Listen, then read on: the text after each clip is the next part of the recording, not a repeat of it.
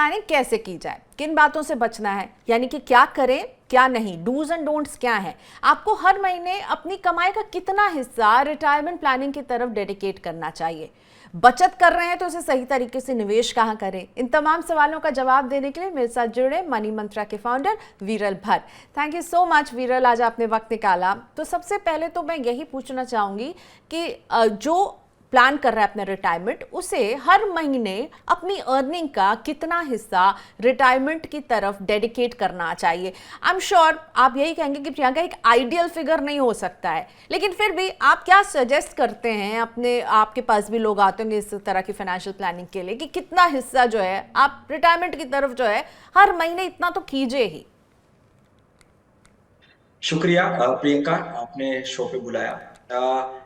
ये कैलकुलेशन जैसे कहा कि सभी के लिए कोई एक पर्टिकुलर वैसे कैलकुलेशन एक फिट नहीं हो सकता, बट यस परसेंटेज हम एक फिक्स रख सकते हैं। क्योंकि देखो, बहुत बार मैंने देखा है प्रियंका की लोग इग्नोर करते हैं रिटायरमेंट प्लानिंग के बारे में। जब भी सोचते हैं तो कहते हैं कि अभी तो बहुत ही दिल्ली दूर है, अभी से क्या सोचना। तो ये जो सोचना है वो बहुत ही गलत है। मुझे लगता है परसेंटेज इनकम, डेफिनेटली रिटायरमेंट के अलावा बहुत सारे गोल्स हैं। रिटायरमेंट देखने जाए तो लेटर स्टेज ऑफ लाइफ, जैसे 60s के आसपास आता है।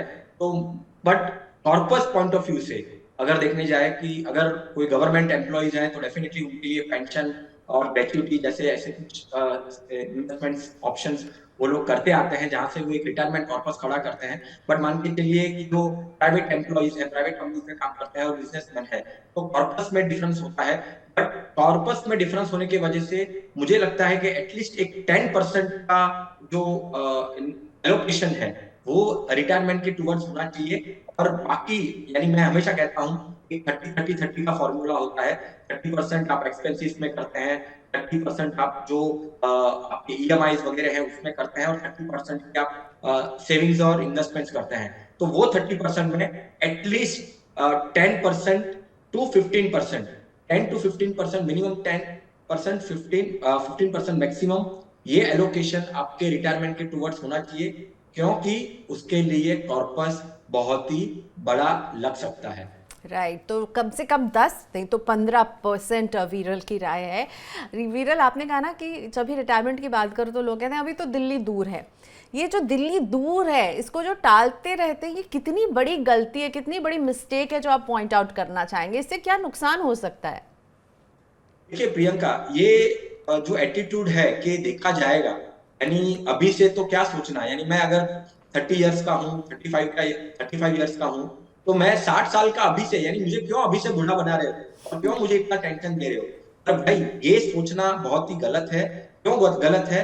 क्योंकि आपके लाइफ में जो भी और फाइनेंशियल गोल्स आएंगे, जैसे मान के चलो आपके शादी के खर्चे आएंगे, आपके फैमिली जब आप बनाओगे, आपके बच्चों के एजुकेशन के बारे में आएंगे, आपको बाहर घूमना है, आपको घर खरीदना है, वो सारे चीज के लिए कहीं ना कहीं लोन मिल जाएगा।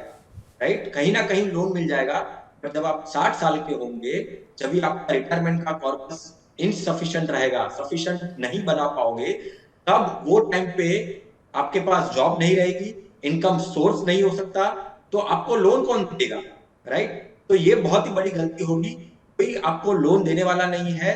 आपको आपका जो प्लानिंग है रिटायरमेंट का, आपको अभी से सीरियसली सोचना है। और कितना कॉर्पस मुझे जनरेट करना होगा, कितना कॉर्पस मुझे बनाना पड़ेगा, वो अभी से ही जितना जल्दी हो सके आपके लाइफ के स्टेज में आपको जब समझ में आता है, कोई आपको बताता है, तो आपको उसके लिए प्लानिंग शुरू करना है। विरल, एक और मिस्टेक मुझे लगता है जो करते हैं इंडियन पेरेंट्स, खास तौर पर मैं एक रिपोर्ट पढ़ रही थी कि इंडियन अडल्ट्स जो हैं वो अपने बच्चों पर बहुत निर्भर करते हैं कि मेरा बच्चा मेरा ख्याल रखेगा, मैं उसको अच्छी तरह से पढ़ाऊँ लिखाऊँ और उसे बड़ा करूँ। ये आपको नहीं लगता ये भी एक बड़ी गलती है? आप रिटायरमेंट प्लान करते हैं तो आप सोचते हैं वो क्यों प्लान करना, मेरा बच्चा मेरा ख्याल रखेगा। भारत में तो ये रिपोर्ट्स बता रही है कि 50% से ज़्यादा लोग यही मानते हैं कि उनके बच्चे उनका ख्याल रखेंगे। प्रियंका, अगर आपने देखा रहेगा, ये एक मूवी बागबान करके एक मूवी आई थी, जिसमें बिल्कुल। अमिताभ बच्चन के लीड रोल में।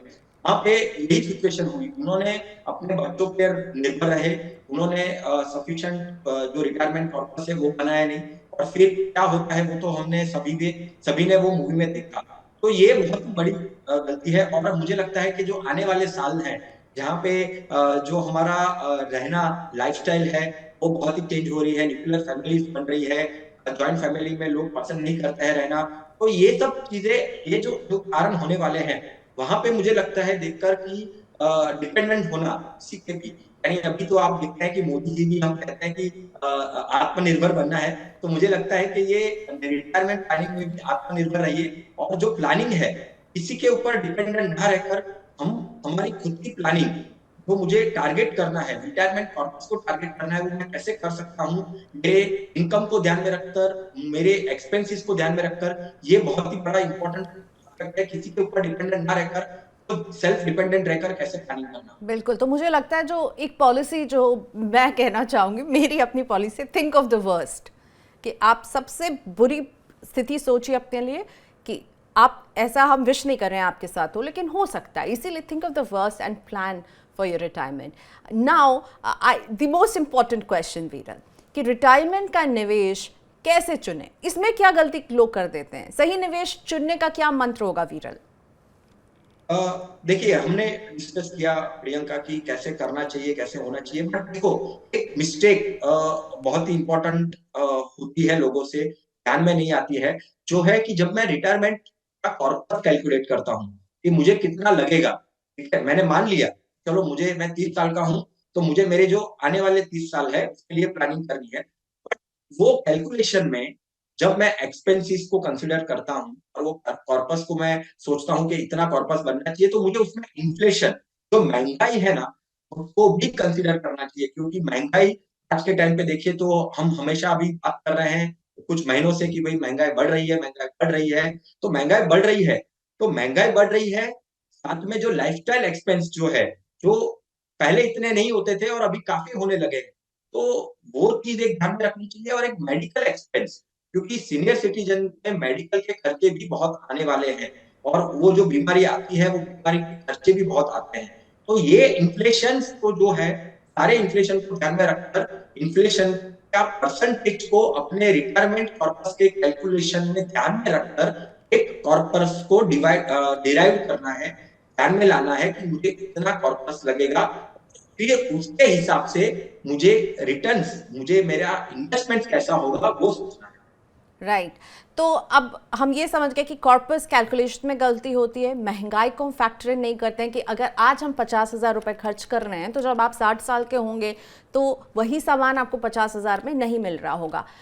तो महंगाई सबसे ज़्यादा हमारे पूरी सेविंग को खाती है, तो कहाँ फिर निवेश किया जाए जिससे कि हम महंगाई को बीट कर सकें, इन्फ्लेशन बीटिंग रिटर्न के लिए आप क्या कहते हैं, कहाँ पर निवेश करना चाहिए? प्रियंका, यहाँ पे है ना, मैं और एक बात कहना चाहूंगा दर्शकों को, कि जब हम कैलकुलेशन करते हैं, इन्फ्लेशन को ध्यान में रखना है, और इन्फ्लेशन को ध्यान में रखकर जो निवेश करते हैं वो इन्फ्लेशन बीटिंग होनी चाहिए। और अगर मैं आज के बारे में बात करूं तो एक साइकोलॉजी भी बनती है प्रियंका, के मैं रिटायरमेंट के वक्त मुझे डेट एलोकेशन से ज्यादा रखना है, क्योंकि फिर रिटायरमेंट से मैं जब तक जीऊंगा, अभी मैं जब तक जीऊंगा ना, उसमें भी एक बहुत गलती हो जाती है। क्या होगा अगर मैं सोचता हूँ कि मैं 70 ईयर्स और 80 ईयर्स पकड़ कर मैं रिटायरमेंट प्लानिंग करता हूँ, क्या होगा अगर मैं 90 साल जी गया, क्या होगा तो मैं अगर 100 साल जी गया, राइट? क्योंकि देखो, साइंस, लाइफ साइंस की इतने मेडिसिन और वो सब चीज भी आ रही है कि जो बड़ी बड़ी बीमारी की वो क्योर हो रही है। तो ये सब चीज है। तो अगर इतना लॉन्गर टेन्योर है, तो लॉन्गर टेन्योर में इन्फ्लेशन बिटवीन रिटर्न्स आपको सिर्फ इक्विटी दे सकता है। ओके। तो आपका जो इक्विटी का पोर्शन है आपके इन्वेस्टमेंट्स में, वो पोर्शन में परसेंटेज सबसे ज्यादा इक्विटी का होना चाहिए, नहीं कि डेट का। डेफिनेटली आपको कॉन्शियस रहना है, आपको रीबैलेंस करना है, डाइवर्सिफाइड करना है, बट इक्विटी का पोर्शन सबसे ज्यादा रखना है, जिससे आपका कॉर्पस, ओवरऑल कॉर्पस है वो बहुत बड़ा हो। और वो बड़ा कॉर्पस से आपको, अगर वो 80 साल 90 साल तक भी उसको अगर खींचना है, क्योंकि उसमें से आपको विड्रॉवल्स लेने होंगे, पेंशन लेना होगा, राइट, के जो भी मंथली खर्चे होंगे मंथली इनकम के लिए, तो कॉर्पस बड़ा रखने के लिए इक्विटी का पोर्शन सबसे ज्यादा रखना, डेट को भी रखना, क्योंकि बैलेंस भी होना चाहिए, कॉशियस अप्रोच भी रखना चाहिए, डिफेंसिव भी होना चाहिए, बट ऐसा ना हो कि डेट को ज्यादा रखे और इक्विटी को कम कर दे। डेफिनेटली बहुत ही सब्जेक्टिव है, पर्सन टू पर्सन चेंज हो सकता है। आपके फाइनेंशियल एडवाइजर की हेल्प लीजिए और कैसी स्ट्रेटेजी बन सकती है वो देखिए। वीरल, आपने इक्विटी में जो निवेश करने की अभी बात कही, तो इक्विटी में वो कौन से इंस्ट्रूमेंट्स हैं जो चुने जा सकते हैं, रिटायरमेंट के लिए अच्छे हैं, और डेट में कौन से इंस्ट्रूमेंट हैं, एक ये क्विकली समझा दीजिए क्योंकि आपने दोनों की बात की है, इसमें कौन कौन से इंस्ट्रूमेंट्स होते हैं? देखो, रिस्क वाला एस्पेक्ट भी बहुत ही इंपॉर्टेंट है। बहुत बार ऐसा देखा गया है, मैं जब आप लोगों को कि 60s में लोग ज्यादा रिस्क लेना नहीं चाहते, तो डेफिनेटली, बट हाँ, मैं साथ में ये भी कह रहा हूँ कि इक्विटी में करना है तो इक्विटी का म्यूचुअल फंड वाला जो ऑप्शन है, उसमें भी हाइब्रिड फंड होते हैं जिसमें 60-70% इक्विटी हो सकता है, 20-30% डेट हो सकता है। कंजर्वेटिव अप्रोच लेना है तो 10-20% का भी इक्विटी पोर्शन ले सकते हो और 70-80 डेट ले सकते हो। तो कॉम्बिनेशन म्यूचुअल फंड का बना सकते हो आप।